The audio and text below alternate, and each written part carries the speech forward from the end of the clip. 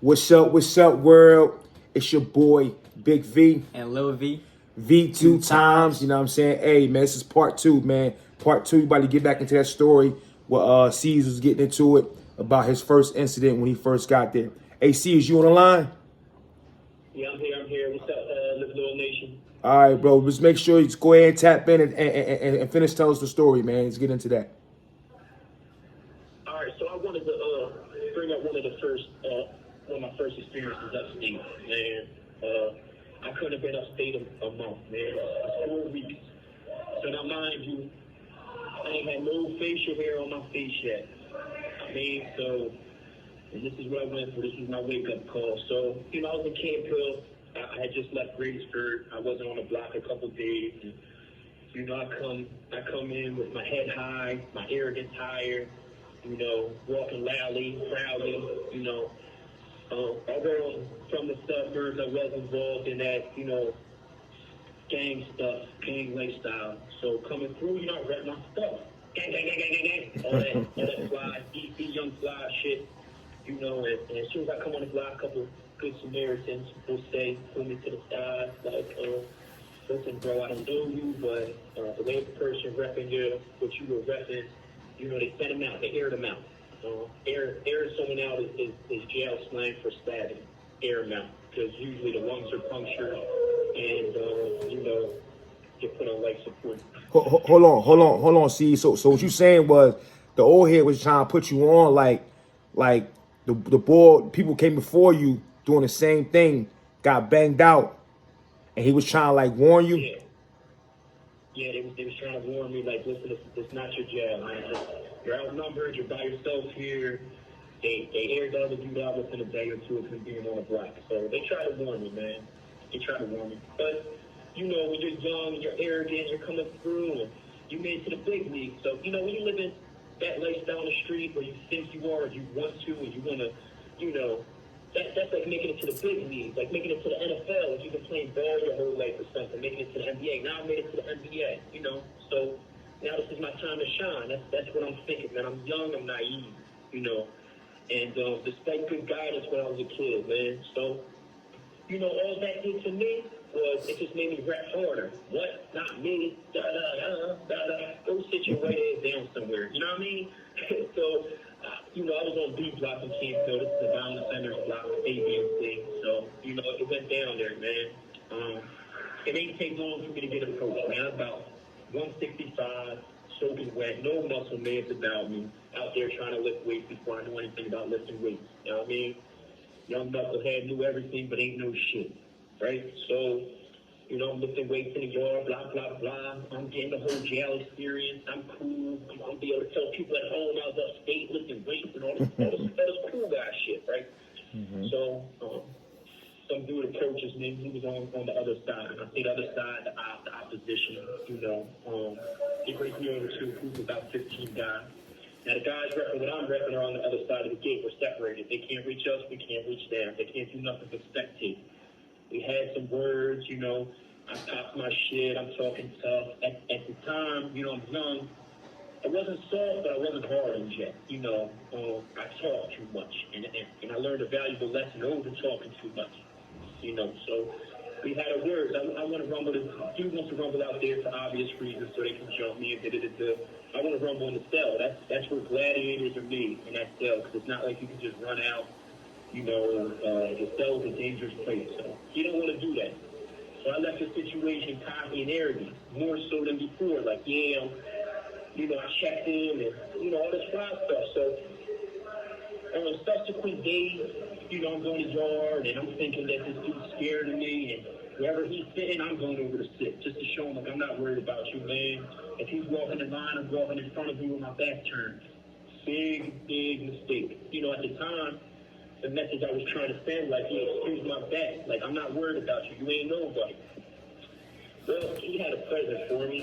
It's about, right at this time, a 6-inch scar from my ear to my chin. Just a few inches away from my throat, man. So one day we come back from yard, as I said, I walked in front of him intentionally. I cut him off. To me, that's the tough guy thing to do at the time.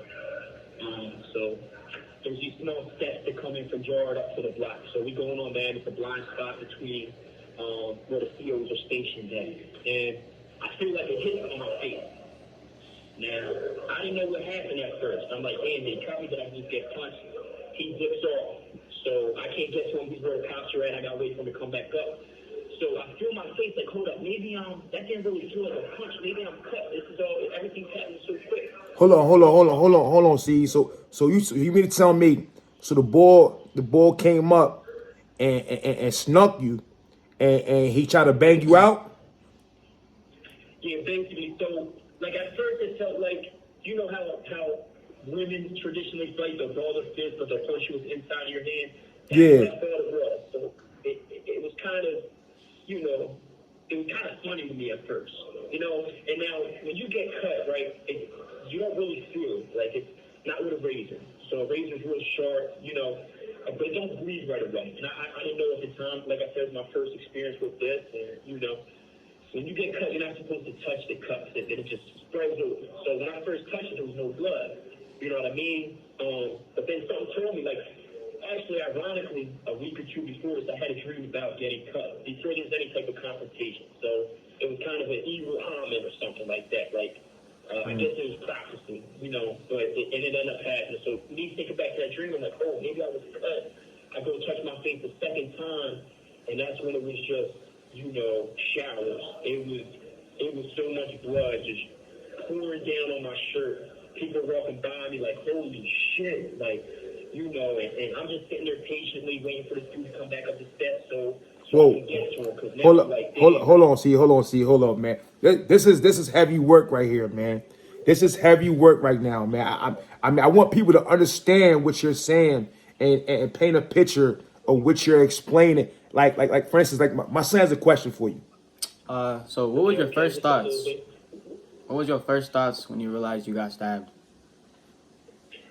I was cut, but man, revenge. I was angry. I was mad. Like it was such rage, and then I got to sit there and try to contain it because now there's a seal at the bottom of the steps, there's a seal at the top. I got cut in between where they couldn't see. Now if I go run down there to where he's at the time, they're gonna break it up. I'm not gonna be able to get my revenge. I just wanted to get at this dude. Like I wanted to harm him. Like, you know, I'm going to say what I said at the time. I wanted to kill him, you know, and I wanted to get everybody to wreck what we wrecked, and it just set a whole different mindset. Like, it just changed everything. Like, all right, this is how we're playing up here. You know, I'm not going to be comfortable till I get 10 of y'all, you know. And actually, ironically, after that incident, I skip ahead before I go back. I never was without a razor. I used to eat with it in my mouth.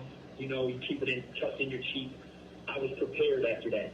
You know, but back to the story at hand, you know, revenge, man. So I waited patiently for it to come up, and everybody walking by me just looking at my face, and I can only imagine what my face looks like right now with this 6-inch, you know, incision, you know. And seeing a picture afterwards, you know, when you're in these type of incidences, security takes pictures of it all, and they put it in your file, you know. Side to side, width-wise, the cut was probably close to 2 inches spread apart, 6 inches long. It was bad. It healed well, but so when he came back up the steps, though, you know, I ran him. I started teeing him off, teeing off on him, and you know, and cops broke it up. They handcuffed both of us. I say cops, I mean COs. So the COs, you know, they handcuffed us both. They put him against the wall. He already handed off the razor, so I guess, you know. Obviously, I'm not going to say his name and all that, even though he's both books for this. But, you know, so all my hands are handcuffed by the back. They didn't have nothing to, you know, to catch the blood, so they put a pillowcase on my shoulder, and I had to lean my head to the right.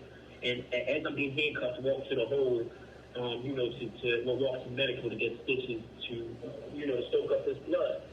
I went and got my stitches. It was only about 11 or 12. The nurse spaced them out. Pretty far, so it was good. I didn't have to get 100 stitches like a lot of people. And, you know, it's crazy. I went into that nursing station laughing, like smiling. Not because it was funny, because shit was so real. And she asked me, she's like, you think this is funny? I snapped on her, and you know, I try to treat her with respect. I snapped on her. Like, fuck no. Like, my face is cut. Like, I'm mad, you know? I consider myself someone with a pretty good, you know? So she's like, don't worry about it. You'll be a model in no time again. Like, we're going to fix this up. And all the other nurses was looking at like, holy shit. Like, that's when you know this shit was serious. If the nurses and the doctors is looking at it, because you know they've been seeing some shit. They working in a prison. So when they looking at it and saying like, dang, like, you know, that's when you know. Then I see the picture of it and I'm like, got my head cracked, man. You know. That's crazy, man. Like, I just want to say, man, I appreciate you sharing that, man. Like, I know even talking about it, you know, bringing it back. I mean, I know it was some time ago, but that's one thing you never going to forget. And people don't understand. These kids don't understand, man. Like, it get real in the field. You know what I'm saying? Like, and they don't find out until it's too late. You know what I'm saying? So, like. Let me say this, not to cut you off, bro, but I want to add this for their sake. Now, you know, the walls talk, man. So, in between the time I was able to call home, the rumor circulated that I got my throat cut because it was close to my throat. The first time I called home to my parents after that happened, they had heard rumors that I was dead, that I got my throat cut. So imagine the pain you're putting your mother and father through and your friends and family. If they're sitting there thinking you're dead in jail, you just went upstate, and they don't know what the environment's like, and you know, and they're already scared. And so the first time I called home was the first relief my mom got to know that, like, oh, no, you are still alive. She thought I was dead. You know what I mean? That's rude. I remember that, too. I remember that, too, because word did get out, and it got back to us, you know what I'm saying? And we were still all young boys, too, but, like, to hear that, you know what I mean? Because, like, you know, you was, like, the youngest, you know what I mean? So, like, it was some scary stuff, man. I can remember, like, they telling us, and, like, all I can do is pray, man, because we couldn't be there to save you. We couldn't be there to protect you. And it was rough, man. And people don't understand, like, when you go through stuff like that, you're not just doing time. Like, you got your friends and family who's really, truly down for you. They doing time with you. You know what I'm saying?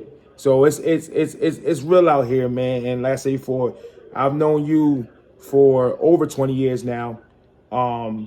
And it's been rough. It's been a rough ride, man.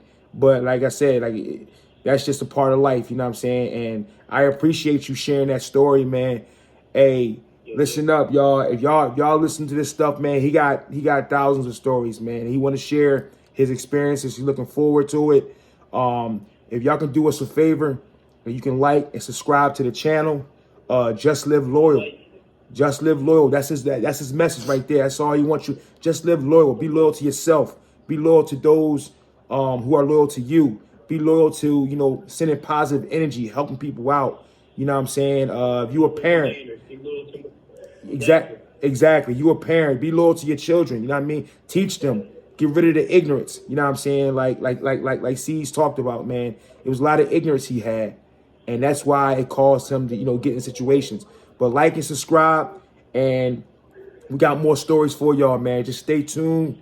And I appreciate y'all support, those of you watching the video. And Ceez, like I said, man, we're gonna definitely keep this going, man, and get that message out here to young people. So I appreciate you. Is there anything you want to say to the people before we get out of here? Yes. You have 1 minute remaining. That's cool. That's enough time, man. That's my positive takeaway is this, man. Although, you know, sometimes I might tell some of these stories lightheartedly or even in a joking manner, the truth is, jail ain't it. It's not the place to be, man. It's a violent, dangerous place, and conditions can be treacherous, man. Add that to years away from your loved ones, family, friends, the deaths you're going to experience of loved ones and family and friends while you're in there and can't be there, and the pain you put your family through, as Vaughn said, you know, they're doing time with you, man. So my mom cried every day the first 5 years I've been in prison, you know. So, you know, that's a recipe for a miserable, not just a miserable pain, you have a miserable life, man. So, you know, the message is positive, and that's what I want to you to take away from it. So to my Live Loyal Nation, you know, as always, stay elevated and live loyal, man. All love. All love, bro. All right, I appreciate you, man. All right, we about to sign out. You know what I'm saying? Hey, everybody, once again, thank y'all for the support, for listening and watching. Thank you for using Global Telly. And we out of here, man.